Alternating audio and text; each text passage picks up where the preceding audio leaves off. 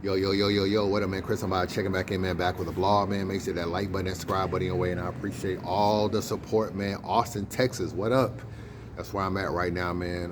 Salute to everybody. I'm headed to Phoenix, Arizona. I will be there in a couple days. Phoenix, Arizona, hot ass Phoenix, boy. Probably about 100 degrees out there.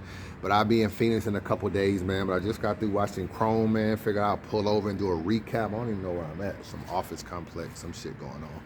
But go through all the battles, man. Let's talk about them. First battle I want to talk about, man, C3 First Lady Flamez. I did not like this battle, bro. To be real, I did not like the card. I got to keep it real with you. I felt like the card was underwhelming. There were no classic battles. There weren't really any real battles I would even consider to be great or even good, to keep it real with you. Like, I thought the battle was just okay, to be decent. I'm just being honest. This battle was hit with a lot of audio issues on Flame's part. C3 rounds were cleaner. Her rounds were, as far as like audio is concerned, I felt like her rounds was better. She had more energy, more crowd. Flames, for whatever reason, did not have no energy in this battle. And I'm kind of surprised because she's normally someone that turns up, but she had zero energy, I felt. For this to be the first battle of the night, she did not set the tone, man. And I have her losing this battle 2-1.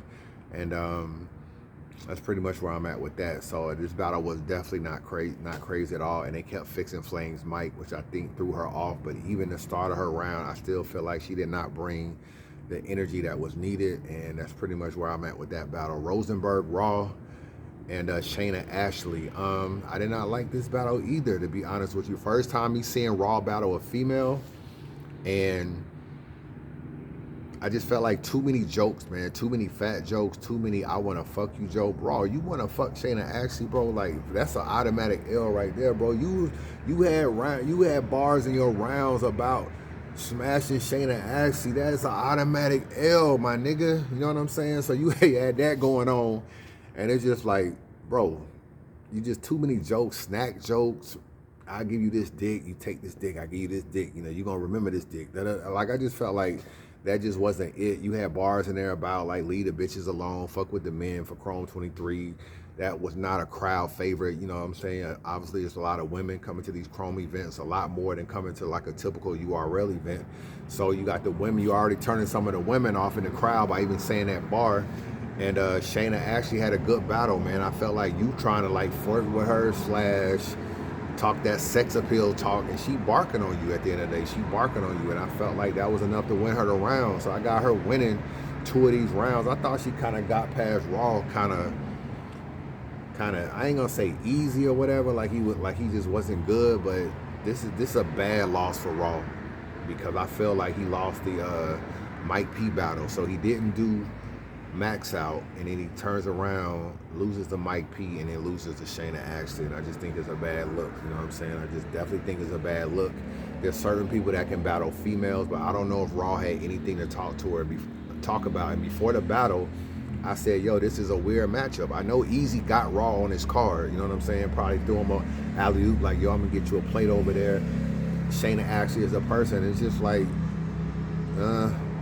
where's the history? What are you gonna talk about? You know what I'm saying? What's the angle? You don't really have one. She barely battled. She been out of battle rap for a while. You didn't even touch on the fact that she was part of Dot Mob, or you ain't touch on nothing. You just kind of joked your way through and joked your way to an ass whooping. I ain't gonna even hold you. Like, she won that battle. So I got Chayna winning that battle. Bad loss for Raw. I got him losing his last 2 battles, and Raw was on the rise, but I do not like this battle. If you add the Bill Collector battle in there, he probably lost about 3 of his last 5 battles. I gotta keep it real with you. Raw, you my man, but I gotta keep it real with you. What else we had? We had Clips and A-Ward. I did not see the first round. So I had Clips winning the second, A-Ward winning the third with the wildin' out shit. Clips was joking a lot when I was listening from Clips. I felt like he was kind of joking a little too much for me, freestyling a little too much for me. What else was he talking about? He had a whole bunch of Philly shit he was talking about. He even had Kensington Avenue, which is like a big drug infested street in Philadelphia, but the battle was moved to Camden, New Jersey, and I felt like that shit, to me, just what, I get it. There's a lot of Philly niggas in the building, but you ain't in Philly.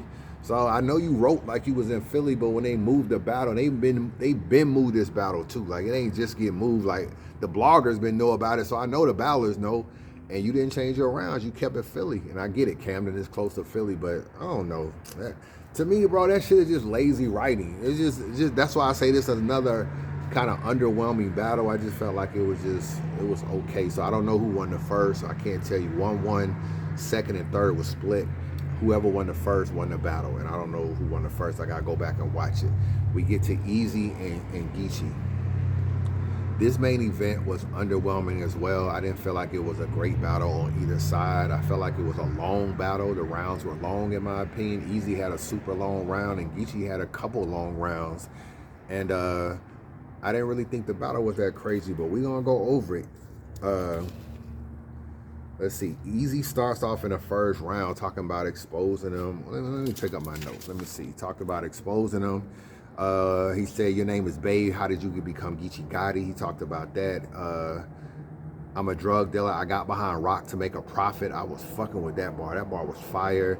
That bar he said about the only reason why Pap isn't dead or the nigga that punched me isn't dead is because I still got the chick. That was crazy. I still got the female. That's the best bar of the battle. I ain't gonna hold you. That was the best bar of the battle right there. He had a conference call because, you know, Geechi was talking about how sometimes he listened to his dead homie's voicemail. He was like, I can make you dead and both of y'all can have a conference call. I fuck with that. You only fuck with Hustle because both of y'all got shot in the ass or whatever. I felt like he had a solid first. He had a good first. I thought he had a pretty good first. Geechi come back. Rem, he told Rem, I know you didn't fuck this corny ass nigga. He said that he had a Philly AI artificial intelligence kind of bar. He was like, you said you cut a rug when you get to the drugs. You was doing a bankhead bounce. That shit was He had a bar about tampons to stop the bleeding. That was kind of He had a first 48 Johnny Mac kind of set up, basically saying Johnny Mac just started fucking with you. He wasn't there for the first 48 battles. That was cool. What else did he have? I didn't get to choose the block. The block chose me. I do like that. So much residue under the fingernails. It looked like French tips. I had Eazy edging the first, and Geechi had a longer round. But to me, I think Eazy was a little bit more potent in that first. So I had him edging. This is just an edge. This is round one. Round two, Eazy made a big mistake, bro. When you battle somebody, you cannot introduce an angle and waste time that nobody knows about. So his whole second round is about how Geechi basically got 1% of his time. He was supposed to do time, but he got off. So he tried to paint this narrative like he was a snitch. It didn't really work. I felt like it's an angle that he tried to introduce, explain, and turn into a punchline. It took too long to do that, and that's where he fucked up at. Talked about having a suspended sentence. Then he flipped that into the coffee shit. He talked about coffee a little bit. He talked about Geechi's dad getting arrested for welfare fraud or having a welfare fraud issue. And he said you split the money with Rum. You should have split it with your son. I like that, but his second round is too drawn out. The angle is too drawn out, bro. It's too drawn out. I did not like the angle at all. And you know, I respect that Eazy is very direct. That's kind of what got him where he is. He's very direct, and he doesn't fuck up in his battles. He don't slip, he don't choke. So he writes his round specifically for you, but I do feel like in this particular round, he kind of stayed on this angle too long. And when you only have 3 or 4 minutes to rap, trying to introduce an angle, explain it, and tell why you're a snitch in the angle, and it hasn't really been broken down like that before, too drawn out. It don't have no punchlines. It don't have enough to carry it around. Geechi's second round, basically, we talked about him leaving URL. You wouldn't even know how to get to Chrome without Googling it. Nobody cared about you until like URL put you on. You signed to everybody, Remy, URL, and Little Flip. That shit was funny. I was a champion of the year 3 times. It took you to go to an all-female league, before you could ever become the face of a league. I do like that. They named this card after me because I do what I want. I battle everywhere. That was actually fire too, because Eazy ain't been on RBE and he ain't been on King of the Dot, and he can't go back to URL. So in a way, it was like, yo, I can go everywhere. I really do what I want. I like that. He had a Pap Punch have and have nots kind of bar that was cool. It talked a lot about Hurricane Duke. I got Geechi winning the second round. I got him winning the second round clear. So it's 1-1 going into the third, but it's an edge on Eazy in round 1 and a clear on Geechi in round 2. So Geechi's having a little bit better battle, but it's still 1-1 going in the third. Eazy in the third, I Robot bar. I went against the machine to save y'all. That was fire. You made your league to bond with niggas. I made my league because I was stepping to them niggas. That was fire. I made my league. It's different from when you made your league. I fuck with that. The Beyonce, everything to the left bar. You install wigs while we remove them. That was fire. And the Spades bar was actually kind of fire too.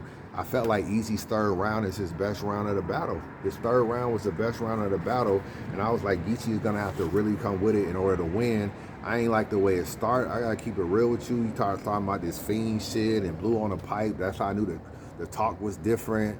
And I could tell by the crack in their voice, trying to make it sound like it was some crackhead shit. I was like, yo, this nigga gonna lose this round. You better get off this topic.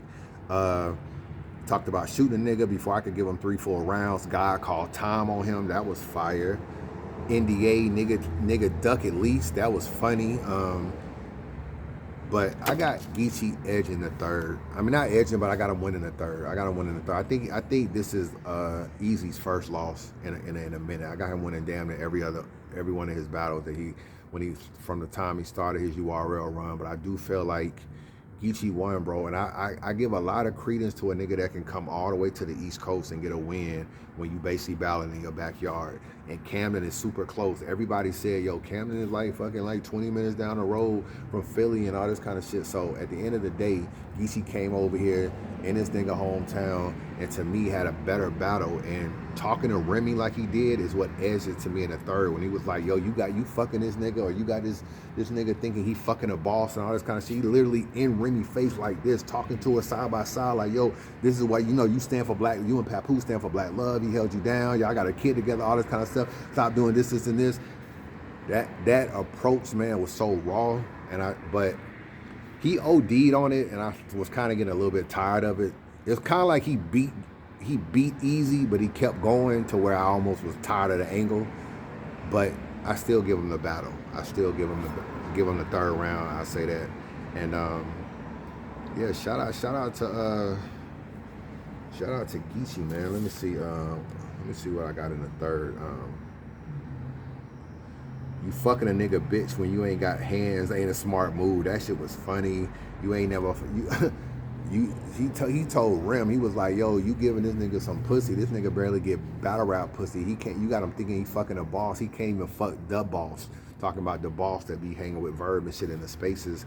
So yeah, shout out to Geechi, man. I think Geechi won this battle 2-1, man. I gave him the second and the third. And I felt the look on Eazy's face kind of said a lot in that third round, man. You could kind of tell that shit was kind of getting to him. It was somewhat cringeworthy at that point, because anytime you overexpose, it come off as kind of boring. You know what I'm saying? It kind of does. And now it's like I don't even want to hear the angle no more, or I don't want it drawn out.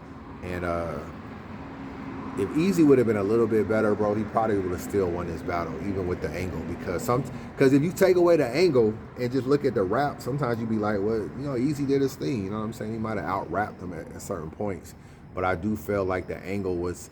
At first, I thought the angle was just, it's typical Pap hit you shit. When he was talking to Rem about the black love and Pap held you down and don't put yourself in blogs like that. Like, that's not boss shit to do. You put it like... You on TMZ and niggas don't even know who Eazy is. Like, Eazy is only a battle rap nigga. He's not like a celebrity, but he's in celebrity blogs because and this is another thing too. This is where Geechi almost lost me, like with the audio shit, where he was like, yo, I'm gonna say something to you, and then I let you know I know that I got the audio, and he whispered that shit to him. I was like, all right, you about to lose this round. But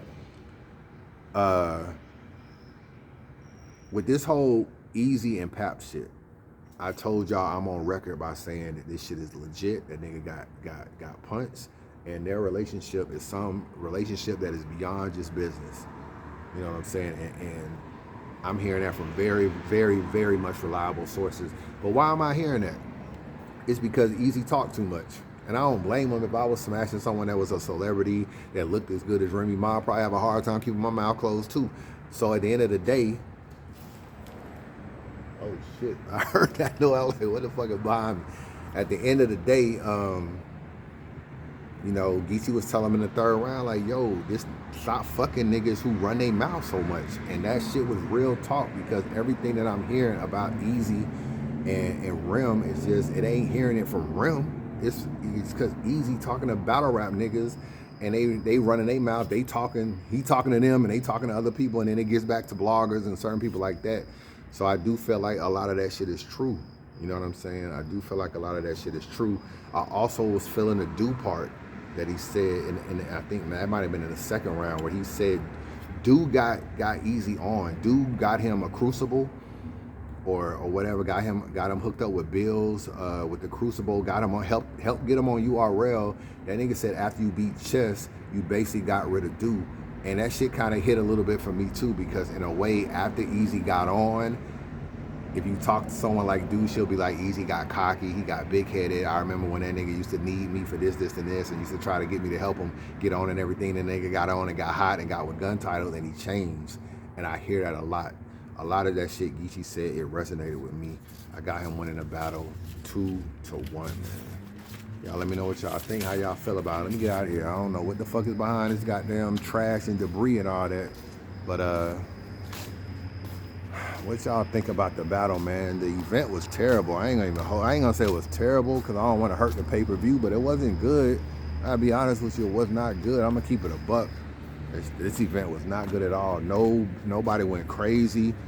Nobody gave a stellar performance. Chayna actually was probably the best performer of the night. Was Chayna actually? Shout out to her.